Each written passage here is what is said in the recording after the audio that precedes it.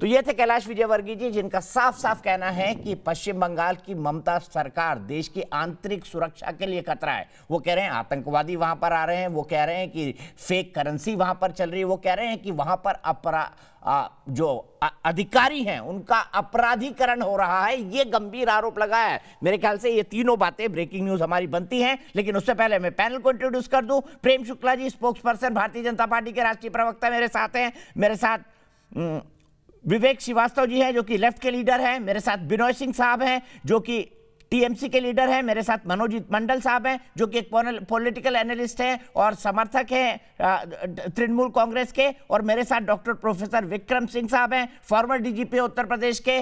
Police कैसी होनी चाहिए, पुलिस को अपना आगे का काम कैसा करना चाहिए, और पुलिस के लिए जितनी मॉडर्न योजनाएं बनती हैं सबके पार्ट रहते हैं। बहुत ही डेकोरेटेड पुलिस ऑफिसर है। लेकिन सबसे पहले विनोद सिंह जी, मैं आपसे शुरुआत करता हूं। आज तो बहुत ही गंभीर आरोप लगाकर चले गए, और साथ ही साथ माफ कीजिएगा प्रोफेसर संगीत रागी, राजनीतिक विश्लेषक, उनको मैं इंट्रोड्यूस नहीं कर पाया। विनोद सिंह जी, सबसे पहले मैं आपसे जानना चाहूंगा, आज तो बड़ा गंभीर आरोप कर गए कैलाश विजयवर्गीय जी की ये सरकार तो देश की आंतरिक सुरक्षा के लिए खतरा बन गई है। चाहे रोहिंग्या हो, चाहे बांग्लादेशी घुसपैठिए हो, चाहे फेक करेंसी हो, चाहे आतंकवाद हो, सबका हब बनता जा रहा है पश्चिम बंगाल। और वैसे ही पश्चिम बंगाल में हम जानते हैं शुरुआत से इस तरह की प्रॉब्लम रही है, कट्टरपंथ वहां रहा है हमेशा।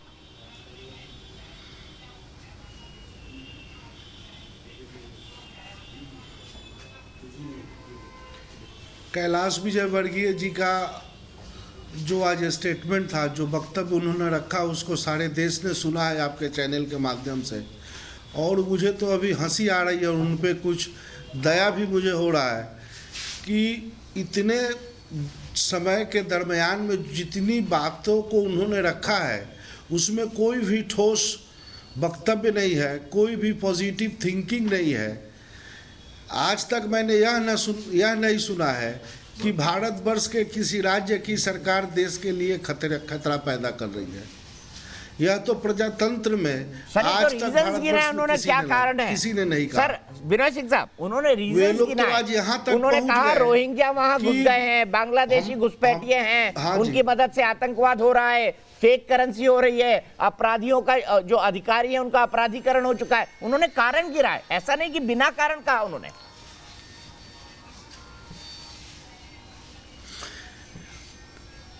जितनी कारणों को उन्होंने दर्शाया है वे सारे कारण जो है सो निराधार हैं, उसमें कोई वजूद नहीं है। बांग्लादेशियों की बात तो घुसपैठ की कहते हैं और वही बांग्लादेशियों के पास जाकर वे लोग वोट मांग रहे हैं। मथुआ समाज के बीच में जाकर के कहते हैं कि हम आपको नागरिकता देंगे, हम आपको भारतवर्ष में रहने की व्यवस्था करेंगे। और फिर एक तरफ बात तो मथुआ को नागरिकता मिलेगी ना सर, जनवरी से मिल रही है। सीए के बाद तो मथुआ समाज को नागरिकता मिलेगी ना विनोद साहब। दीपक जी सुनिए, तर्क के खातिर यह मान भी लिया जाए कि दूसरे देश से सीमा के पार से अगर कोई घुसपैठी आता है तो सबसे पहले तो करप्ट है वो सीमा सुरक्षा बल के जो अधिकारी है, जो वहाँ सीमा सुरक्षा बल पर तैनात है, वे लोग हैं। वे लोग इस करप्शन को बढ़ा रहे हैं और दूसरे के माथे पर वो अगर इस बात को मरना चाहते हैं तो नहीं होगा। यहाँ बांग्लादेश, रोहिंग्या, ये सब बात कहने की बात है, कोई अतिक्रमण नहीं है। और पश्चिम बंगाल की व्यवस्था, कानून व्यवस्था भारतवर्ष के दूसरे किसी राज्य से बेहतर है। इस 10-11 से लेकर 2020 इतने दिनों में ममता बनर्जी की सरकार ने पश्चिम बंगाल की जनता की भलाई के लिए जितने परियोजनाओं को लाई है, यह सरकार भारतवर्ष के दूसरे किसी राज्य में इतनी जो है सो पब्लिक के लिए, जनता के लिए काम किसी सरकार ने नहीं किया है। ठीक है, आपने अपने पॉइंट कहा है। भारतीय जनता पार्टी कह रही है कि तृणमूल में यह खामी है, इस सरकार में यह खामी है, लेकिन भाजपा जीत करके पश्चिम बंगाल की जनता के लिए क्या क्या करना चाहती है, कौन कौन से बेहतर काम वे करना चाहते हैं, इसका कोई जिक्र भारतीय जनता पार्टी के किसी नेता के मुंह से नहीं निकल रहा है। ठीक है, प्रवीण डे कोलकाता से मेरे साथ जुड़े, उसके बाद सीधे प्रेम शुक्ला जी के जाऊंगा, बहस को खोलूंगा। प्रवीण डे कोलकाता से क्या कहेंगे? क्या आपको लगता है जेपी नड्डा जी पर जो हमला हुआ डायमंड हार्बर के अंदर, क्या आपको लगता है कि वो हमला बीजेपी ने कराया या बीजेपी जो आरोप लगा रही है वो ठीक है? मैं दोनों का पक्ष रख रहा हूं। नमस्कार दीपक जी, नमस्कार सारे दर्शकों और अधिकारी वर्गों। यहाँ पे जो आरोप लगाया जा रहा है कि नड्डा जी का जो रैली हुआ था 10 तारीख को, उसमें बीजेपी ने हमला करवाया है, ये सरासर गलत है। क्योंकि पश्चिम बंगाल का जो परिस्थिति है अभी गंभीर है, यहाँ पे लॉ एंड ऑर्डर एकदम नहीं है। और ममता जी जो सरकार चला रहे हैं, यहाँ पे पुलिस उसके साथ दे रहे हैं और पुलिस के साथ ही उसका कैडर के हिसाब से पुलिस काम कर रहे हैं। यहाँ पे नड्डा जी जब आए थे तब हम लोग न्यूज में देखे थे, वहाँ पे कुछ तृणमूल का लीडर्स लोगों को ममता जी ने पुलिस के साथ खड़ा कर दिया था और वहाँ पे जानबूझकर एक्सीडेंट करार करके और लाठी से, ईंटा से, सारा चीज से वहाँ पे तोड़फोड़ किया है। और वहाँ पे बोला जा रहा है कि बीजेपी ने हमला करवाया है। एकदम सरासर गलत बात बोल रहे हैं। क्योंकि यहाँ पे सिर्फ यही चीज नहीं है, नड्डा जी का तो रैली तो अटैक किया है। डेली यहाँ पे एक के बाद एक मर्डर, हिंसा और यहाँ पे लड़की लोग बाहर नहीं निकल रहे हैं, नहीं सकता है। प्रवीर आप एक मिनट रुकिएगा, मनोजीत मंडल जी के पास ये सवाल ले चलता हूँ। प्रेम शुक्ला जी माफ कीजिएगा, प्रोविड डे बात कर रहे हैं और प्रोविड डे आप ये बता दीजिए कि आप बीजेपी के नहीं है, वरना आपको कह देंगे कि ये बीजेपी के हैं। तो आप सिर्फ एक दर्शक है। मनोजीत मंडल जी जवाब दीजिएगा, कोलकाता के रहने वाले मेरे एक दर्शक है जो मेरे 9711002266 से जुड़ते हैं। जवाब दीजिए मनोजीत मंडल जी। नहीं, कहाँ हो गया? कलकत्ता में लोग बाहर नहीं निकल पा रहे हैं, ये कौन सा आप बोल रहे हैं? मैं जानना चाहता हूं, प्रोविड डे प्रोविड डे कौन है? प्रोविड डे कलकत्ता में लोग, लड़कियां बाहर नहीं वोटर है, कलकत्ता के निवासी है, कौन है ऐसे पूछ रहे हैं आप? बात कर लूं? आप एनसीआरबी का डाटा देख लीजिए। Kolkata is one of the safest city in the country. सबसे सेफेस्ट सिटी है इन द कंट्री फॉर वीमेन। क्या बात कर रहे हो? क्या बात कर रहे हो भाई साहब? कलकत्ता को और अपने ही राज्यों को बदनाम करने में आप धुले हुए हो। लड़कियां यहाँ बाहर नहीं निकल पा रही है। अरे वही नड्डा जी, आप देखे नहीं? वही नड्डा साहब कलकत्ता में उसी के अगले दिन फुटपाथ में घूम रहे थे। कौन सा अटैक हुआ उनके ऊपर? फूल लोगों ने फूल बरसा रहे थे। आपने शायद आपने शायद न्यूज नहीं देखते हो। आम जनता के हिसाब से न्यूज देखना चाहिए था भाई साहब। जो भाई साहब, आप जब नड्डा जी जब कोलकाता में आया था, मिट्टी को बदनाम करे, उनके साथ हमें बहस नहीं कर सकते। नहीं सर जी, जो हम लोगों का बंगाल जो पश्चिम बंगाल जो है, भूमि जो है, इस भूमि को आज का सरकार ने कैलाश जी का बातों का जवाब आप बोलते जाइए। आपके साथ में कोई बहस नहीं करूंगा। अच्छा मनोजीत जी सुन तो लीजिए, बहस भी नहीं करना चाह रहे। प्रवीण बोलिए। हाँ, वो उनको बोलने दीजिए, जो चाहिए मन में उनको बोलिए। हम समझ गया वो कौन है। मनोज जी एक बार चुप रहिए, मुझे बोलने का मौका दीजिए, उसके बाद आप बोलिएगा। ये बंगाल आप ही बोल रहे हो, आप ही का शो हम लोगों का बंगाल है, रामकृष्ण स्वामी विवेकानंद भूमि है। आज यहाँ पे जो आज का जो सरकार जो चला रहे हैं, जो सरकार जो आज का दिन में जो कर रहे हैं, ये हम लोगों का शर्मिंदगी हो रहे हैं कि हम लोग बाहर जाके बोल नहीं सकते। हम लोग बंगाल से आए हैं और यहाँ पे दीदी में किसी की कोई आएगा तो उसको अनाथ बोलता है, दीदी को क्या बोलता है किसी को पता नहीं चलता है। क्योंकि दीदी को हम लोग रिस्पेक्ट करते थे। 2011 में जब बोला था बदला नहीं बदल जाए, किंतु बदल हो गया। क्या हुआ कि उसका जो मोहिती का जो वाणी था उसका बदल हो गया। आज ममता भी हम लोगों का गर्व एक बैनर से सुन लगाता है। क्योंकि हम लोग कभी देखे नहीं, रामकृष्ण परमहंस तो, नेताजी सुभाष चंद्र बोस और स्वामी विवेकानंद जी हम लोगों का बंगाल का गर्व रहते थे। आज दीदी हो गया बंगाल का गर्व। ये हम लोग इतना गर्व हम लोग नहीं कर पाएंगे इस दीदी को लेके। और यहाँ पे जो हिंसा है, इसको राजनीतिक हिंसा जो चल रहा है, इसको हम लोग नहीं चाहते। हम लोग चाहते हैं शांति, चाहते हैं बंगाल में शांति वातावरण चाहिए। तो इसीलिए हम लोग अभी मांग करते हैं, दीदी को भी हम रिक्वेस्ट करते हैं कि दीदी हिंसा का राजनीति मत कीजिएगा। हम लोग का शांति से रहने के लिए वातावरण यहाँ पे बंगाल का कर दीजिएगा। हम लोगों का सोनार बंगला तैयार कीजिएगा। ठीक है प्रवीण, बहुत बहुत शुक्रिया। मनोजीत मंडल जी जवाब दे दीजिए 30 सेकंड में। वो तो रिक्वेस्ट कर रहे हैं दीदी से कि दीदी जी हिंसा की राजनीति बंद करिए। पहल की जाए। नहीं, वो कैलाश जी ने जो कहा है नहीं, उनका कि यहाँ request तो पर एक रोहिंग्या तरफा है। है, यहाँ बांग्लादेशिया है, आप देख लीजिए, और यहाँ हिंसा होती है। पार्लियामेंट इलेक्शन हुआ 1 साल से ज्यादा हो गए, 18 सीट उन लोगों को कैसे मिल गया? हिंसा करके मिली क्या? वो हिंसा करे थे। बांग्लादेश के बॉर्डर की सब सीटें मिले नॉर्थ बंगाल में, कैसे मिल गया? बांग्लादेश वोटर वो ले आए थे क्या बात कर रहे हो? आपको 2019 पार्लियामेंट इलेक्शन भूल गए आप? 18 सीट आपको मिला, ज्यादा से ज्यादा सीट मिले बांग्लादेश की बॉर्डर एरिया में, कैसे मिल गया? अरे बात करो, हकीकत का बात करो। पॉलिटिकल वायलेंस सबसे ज्यादा होती है आपके बिहार में। एनसीआरबी का डाटा देख लीजिए। और खत्म हो गया सर, कितने साल से बिहार नहीं गए सर? बिहार में पॉलिटिकल वायलेंस 2000 से आज तक नहीं हुई। क्या बात कर रहे हैं आप? डाटा निकाल के देख लीजिए। हर चुनाव मैंने बंगाल का भी देखा है, बिहार का भी देखा है। मनोज जी वो बात करिए ना जो गले पर उतर जाए। और आप देख लीजिए एनसीआरबी के डाटा, लड़कियों के मुझे बताइए, अभी बिहार में इलेक्शन हुए हैं, अभी मुझे मनोज जी जवाब दीजिए, अभी बिहार में इलेक्शन हुए हैं, एक भी पॉलिटिकल हिंसा का केस आया वहां से? जवाब दीजिए इस बात का। यूपी में आप मुझे जवाब दीजिए, बिहार में इलेक्शन अभी हुए हैं, एक भी राजनीतिक हिंसा का केस बता दीजिए बिहार से, बताइए। आपके बीएसएफ का लोग पकड़ा जाते हैं, बताइए, मैं चुनौती देता हूँ। आप जवाब नहीं देंगे, छोड़ दीजिए। जब आदमी के पास जवाब नहीं रहता है तो वो बड़बड़ाने लगता है। एक राजनीतिक हिंसा का केस बता दीजिए 2020 बिहार इलेक्शन से, एक राजनीतिक हिंसा का केस, एक राजनीतिक हिंसा का केस बताइए। दुर्गा पूजा विसर्जन के टाइम आप नहीं देखा? आपके टीवी पर नहीं देखा? वो राजनीतिक हिंसा नहीं थी सर, माफ कीजिएगा, वो राजनीतिक हिंसा नहीं थी। आपको शायद राजनीतिक हिंसा और सामाजिक सद्भाव की शिकार थी। हिंसा का फर्क नहीं मालूम। सीधे मैं चलता हूँ प्रेम शुक्ला जी के पास, विक्रम सिंह जी को लेके आऊंगा। प्रेम शुक्ला जी जवाब दीजिए। आप तैयार कर देंगे कौन सा किसी का कौन डेफिनेशन होगा? या सब राजनीतिक हिंसा हो रहे हैं?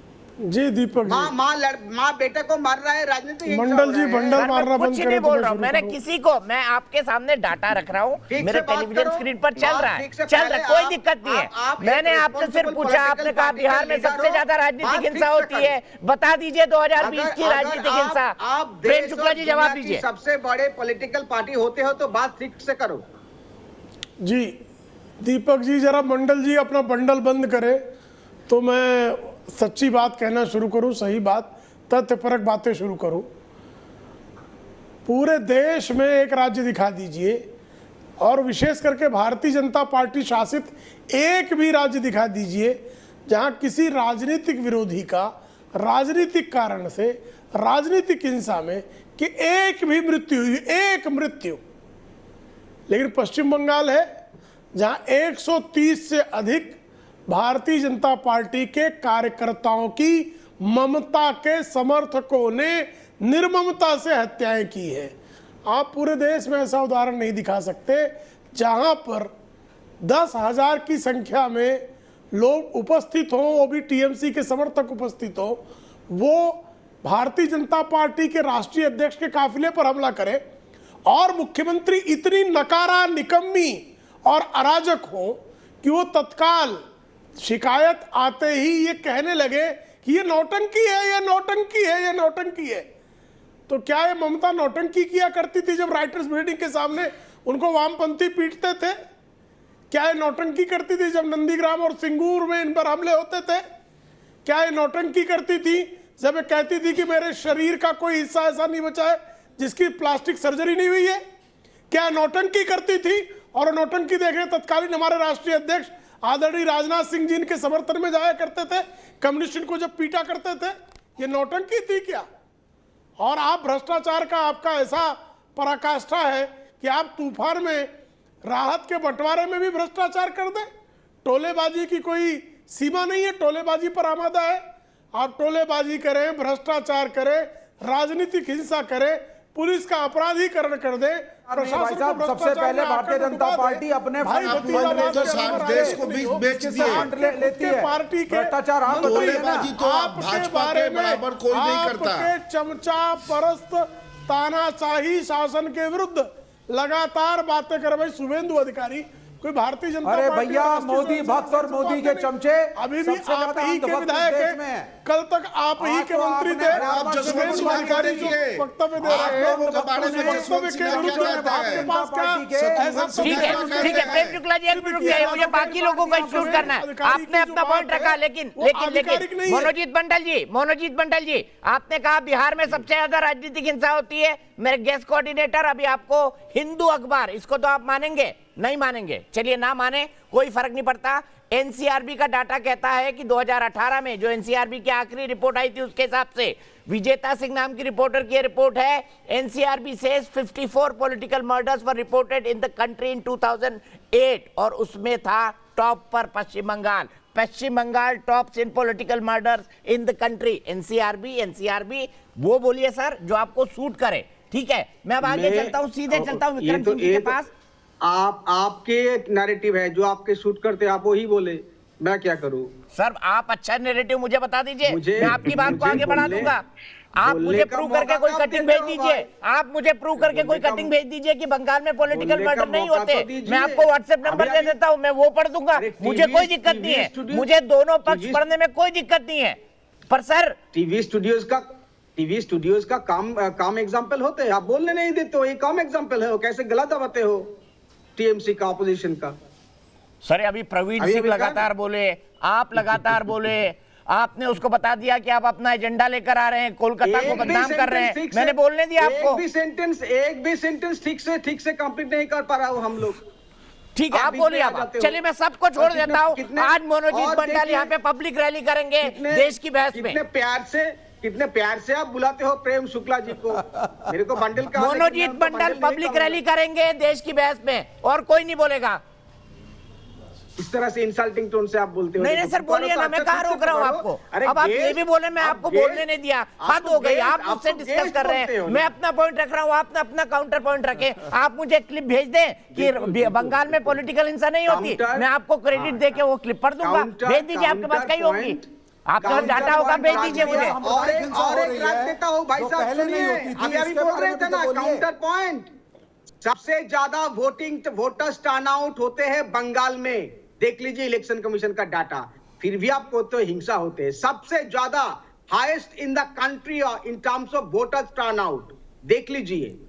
और चुनाव कैसे निष्पक्ष होते हैं इसके सबसे बड़ा प्रमाण है 2019 इलेक्शन, इसीलिए आपको सीट मिला। पॉलिटिकल वायलेंस, लेकिन आपका नैरेटिव इस तरह है, यहाँ जो पकड़ा गया पॉलिटिकल वायलेंस नड्डा जी को हमला हुआ, पकड़ा गया, सातों में से 4 बीजेपी के लोग हैं, सातों में से 4 मंडल जी आप क्या क्या बंडल वायलेंस अब बंगाल में कम्युनल वायलेंस ठीक बढ़ है, चुका है। संगीत रागी जी को लाऊंगा, बोलिए मनोजीत मंडल। और रैली करनी है आपको, ममता दीदी की आप पार्टी ज्वाइन कर लीजिए। मैं तो उनको जब बहुत छोटा था रिपोर्टिंग करने आया था तब से दीदी बोलता हूँ। संगीत रागी जी बोलिए, मनोजीत मंडल फिर बोल देंगे।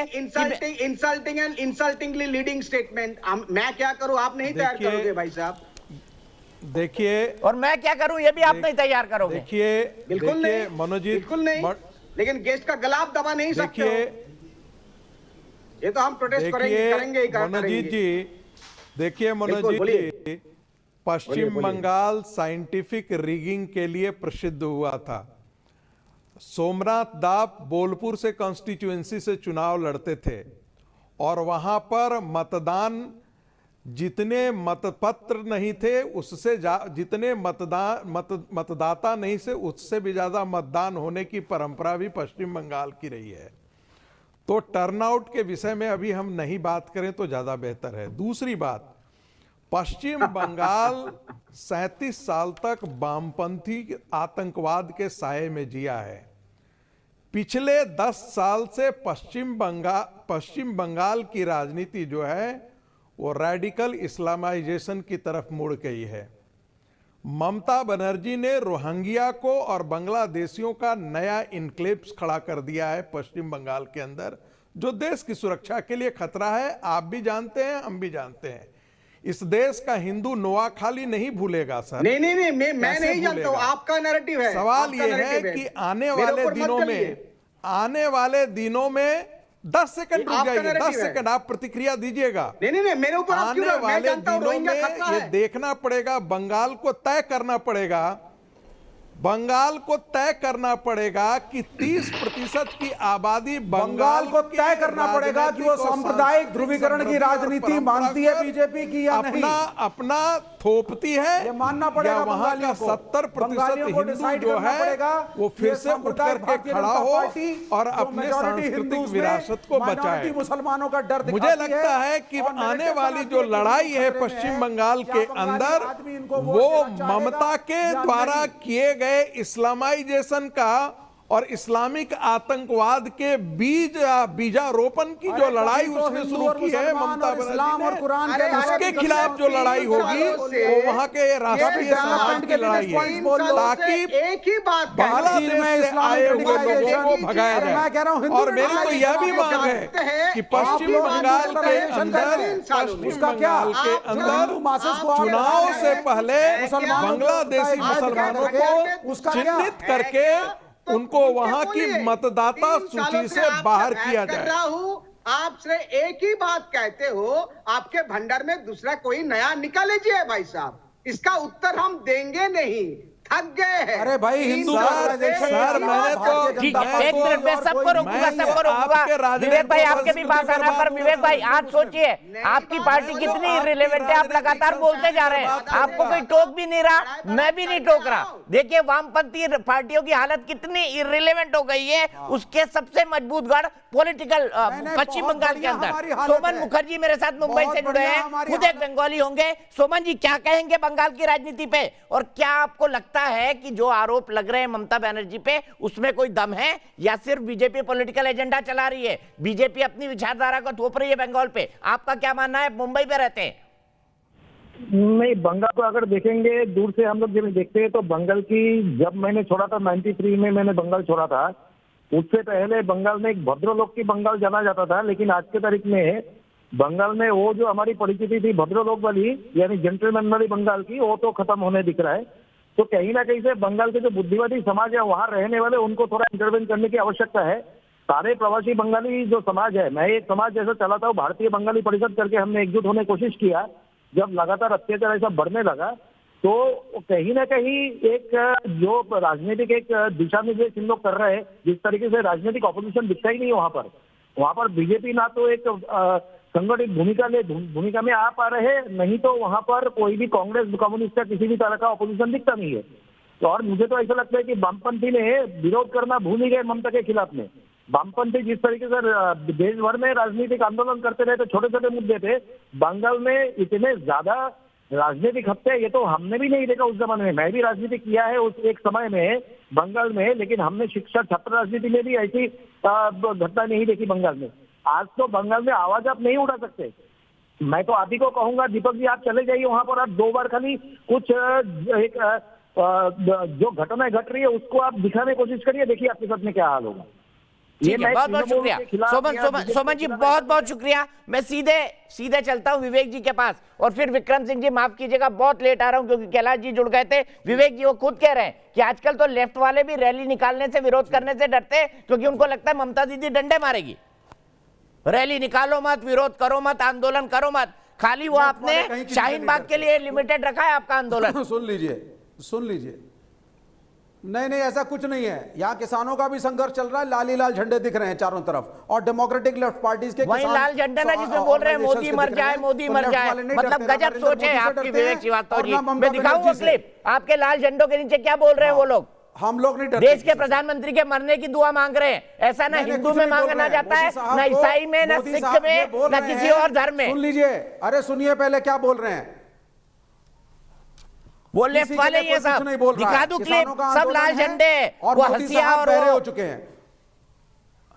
हाँ दिखाइए ना लाल झंडे, आप दिखाइए, कल वाला क्लिप निकालिए भाई, दिखाइए इनको लाल झंडे। अब रुक जाइए, मैं विक्रम सिंह जी के पास जा रहा हूँ, रुक जाइए, मैं झंडे के बाद ही बात करूंगा आपसे, मैं झंडे के बाद ही बात करूंगा। विक्रम सिंह जी बड़ी बात उन्होंने कही, बिल्कुल बात करिए, विक्रम झंडे के बाद ही बात करूंगा, अभी दिखाता हूं झंडे आपको। विक्रम सिंह जी, जो बड़ा सवाल यहां पर है, क्या आपको लगता है, आप इतने नजदीकी से पूरे देश को स्टडी करते हैं, क्या पश्चिम बंगाल में राजनीतिक हिंसा एक हकीकत नहीं है, और बी क्या ये बहुत खतरनाक नहीं है अगर आरोप लगाया है कि अपराध जो अधिकारी हैं उनका अपराधीकरण हो गया है? और क्या ऐसी गुंजाइश रहती है जब आप ब्यूरोक्रेसी में होते हैं कि अधिकारियों का अपराधीकरण हो जाए राजनीतिक कारणों से या व्यावसायिक कारणों से? बिल्कुल दीपक जी, आपने बड़ा महत्वपूर्ण प्रश्न किया है। अधिकारियों का अपराधीकरण जब तक राजनीतिक संरक्षण न हो और उनके द्वारा ऑक्सीजन न मिले तब तक संभव नहीं है। ये एक ऐसा गठजोड़ है अधिकारियों का और राजनीतिक सत्तारूढ़ शीर्षस्थ नेतृत्व का, जिसके बिना इस प्रकार का अपराधीकरण संभव नहीं था। आपने देखिए, मेरी बात आप ना माने, लेकिन जो बंगाल के प्रवीर और सोमन जो आपके सम्मानित अतिथि थे, उन्होंने जो कहा, उनकी पीड़ा और वेदना की अनुभूति हम सबको हुई है। उनकी जो पीड़ा है कि क्या बंगाल आईसीयू में जा रहा है, और जिस तरीके की बेहयाई के साथ रोहिंग्याओं को आपने समर्थन किया और पूरा विश्व पूरे देश में फैलाया, नाजायज तरीके से बांग्लादेशी माइग्रेंट पॉपुलेशन को ला करके बसाने की कोशिश की, तुष्टीकरण की राजनीति की, फेक इंडियन करेंसी के साथ साथ विस्फोटक और मादक पदार्थों के आवागमन की व्यवस्था की, स्मगलिंग की, गोवंशों की, ये तमाम सूत्रपात ऐसे होते हैं जिससे कि ये स्पष्ट होता है कि बिना राजनीतिक संरक्षण के ये अपराधीकरण और ये भ्रष्टाचार का ये जो तांडव हुआ है, ये संभव नहीं होता। और ये अगर हुआ है, इसका पूरा मतलब यही। आप देखिए, जब कभी राजीव कुमार पुलिस कमिश्नर कोलकाता को बुलाया गया सीबीआई, चट्टान की तरफ पश्चिम बंगाल सरकार खड़ी हो गई। इस प्रकरण में जबकि राष्ट्रीय अध्यक्ष के ऊपर पथराव हुआ, कैलाश विजयवर्गीय जी के ऊपर कातिलाना हमला हुआ, उन अधिकारियों को भारत सरकार नहीं भेजा जा रहा है, क्योंकि अगर कोई जांच होगी तो उसमें सच्चाई सामने आएगी, वरिष्ठ स्तर के षड्यंत्र सामने आएंगे, उनका अनावरण होगा कि इसमें लाभान्वित सिर्फ केवल अधिकारी ही नहीं है, वो राजनैतिक शीर्षस्थ लोग भी हैं। शारदा स्कैम हो चाहे कोई स्कैम हो, इसलिए उसके अनावरण को पूरी तरह से पर्दा डालने के लिए ये एक बहुत विचित्र और भयावह गठजोड़ है अधिकारियों का और राजनीतिक सत्तारूढ़ के जो शीर्षस्थ लोग हैं। इसलिए ये जरूरी है कि इसका अनावरण के लिए जो भी ईडी हो, सीबीआई हो, उसकी जांच होनी ही चाहिए। जो अधिकारी इसके घेरे में आए हैं, जिनकी नाक के नीचे इस प्रकार के आपराधिक गतिविधियां हुई हैं, उनकी जांच होनी ही चाहिए। और इनकी जो अघोषित संपत्ति है, वो जहां कहीं है, उसका पता लगाना कोई बड़ी बात नहीं है, उस पर भी कार्रवाई होनी ही चाहिए। ये भयावह स्थिति है और मैं उम्मीद करता हूं कि केंद्र सरकार इस पे प्रभावी कार्रवाई जरूर करेगी। ठीक है, दोनों से रिएक्शन लूंगा, मनोजीत जी से भी लूंगा, सिंह साहब से लूंगा। ब्रेक के लिए रुक रहा हूं, लेकिन विवेक जी को वीडियो दिखाना है, वीडियो से शुरू करेंगे।